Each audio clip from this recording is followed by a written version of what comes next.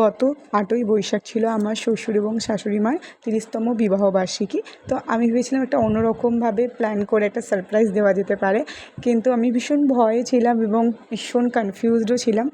তারপরে আমি এই কেকটা আমি অনেকবার ইউটিউব এবং ইনস্টাগ্রামে দেখেছিলাম ভাইরাল হতে।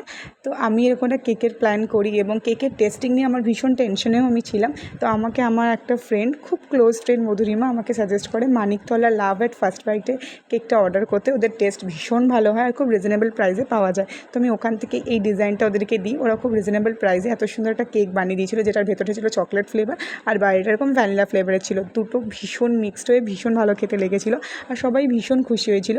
আর আমার মামন এবং বাবার দুমতে বিবাহবার্ষিকী পড়েছিল, মানে বাংলা মতে 8ই বৈশাখ রবিবার, ইংলিশ মতে ছিল সোমবার 22শে এপ্রিল। তো আমরা রোববারটাকে বাংলা মতে পালন করেছিলাম আর 12টার পরে 22শে এপ্রিল ইংলিশ মতে কেক কেটে। তোমরা বলো এটা কেমন লেগেছে? ভালো লাইক করো, চ্যানেল সাবস্ক্রাইব